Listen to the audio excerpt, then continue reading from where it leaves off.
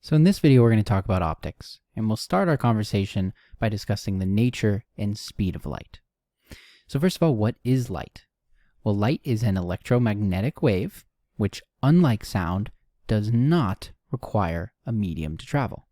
If we recall, sound is a mechanical wave, so it does require a medium, whether that be air or water.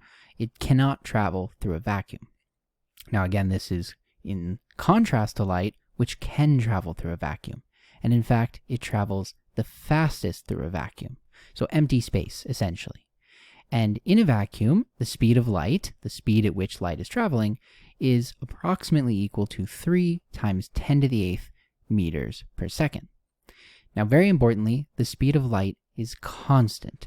And this is regardless of the type of source. So you could have a laser pointer, you could have a flashlight, the sun, or anything in between. Regardless of the type of source or the source's strength, the speed of light will be constant. Now, if we want to calculate the speed of light, which we abbreviate c, it is simply the product of the frequency and the wavelength. Now, to clarify, you might be a little bit confused. If the speed of light is constant, well, can it change? Well, yes. In different mediums, the speed of light will be different, but in each medium, that speed will be constant. So the speed of light actually decreases when traveling through matter, like air, water, or glass. But again, in each of these mediums, the speed is constant. So now let's talk about reflection and refraction. So reflection is something we're all probably already familiar with. Reflection occurs when light encounters a surface that does not absorb the energy, and instead it bounces the waves away from the surface. It reflects. So again, implicit in this is the option for the object to absorb that energy, and this will depend on the nature of the light and the nature of that surface. But if it's not going to absorb, then it can reflect, and that reflection is governed by the law of reflection.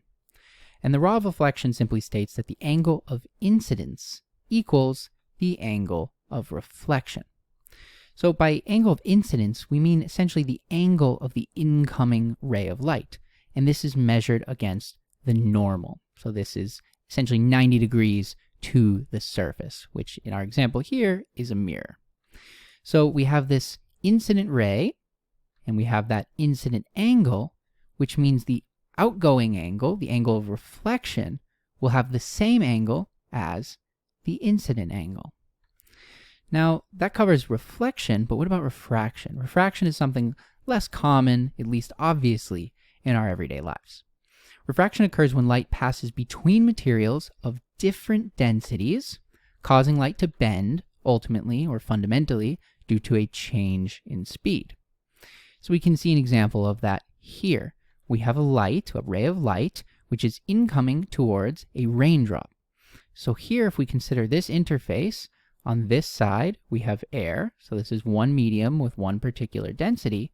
And then it will be traveling into a water droplet, which will have a different density.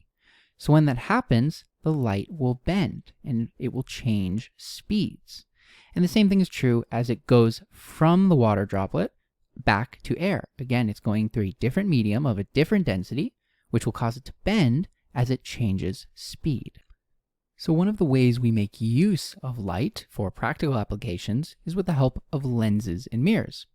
And lenses and mirrors can either be convex or concave, and they behave quite differently. So let's start with convex. In the case of convex lenses converge light to magnify objects, with an obvious and very common example being that of a magnifying glass. So if we take a look at our diagram here for the convex lens, again, we see the convergence of light, which is responsible for the magnified image formation. And the opposite is true in the concave lenses. In concave lenses, instead of converging light, we're diverging light rays, which makes objects appear smaller. So it's essentially the opposite. Instead of converging to magnify, we're diverging to make things smaller. And an example of a concave lens is that of a door peephole. This is why you can look through a very tiny hole in your front door and you see a lot of the light on the outside, which gives you a pretty wide image and allows you to see who's on the other side of the door. Then if we shift our discussion to mirrors, fundamentally, it's quite similar.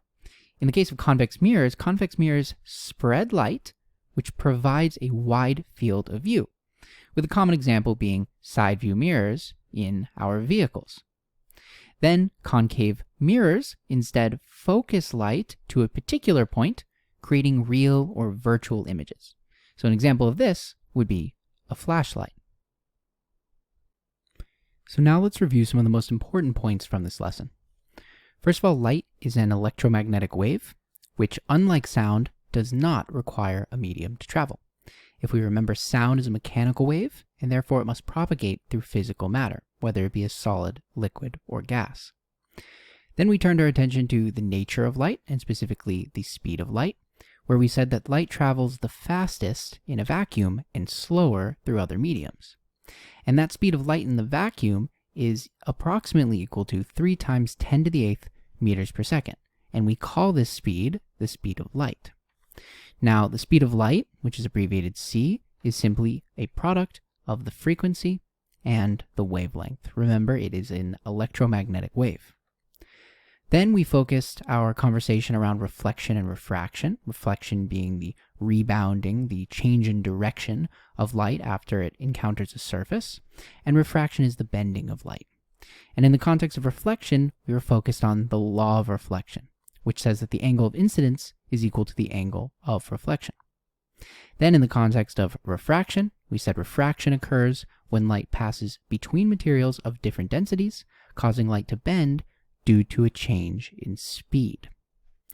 Then lastly, we continued this conversation by talking about lenses and mirrors, and we said that lenses and mirrors can either be convex or concave, and depending on which category they fall under, they have use in different applications, where, for example, convex lenses can be used in a magnifying glass because convex lenses make an image appear larger.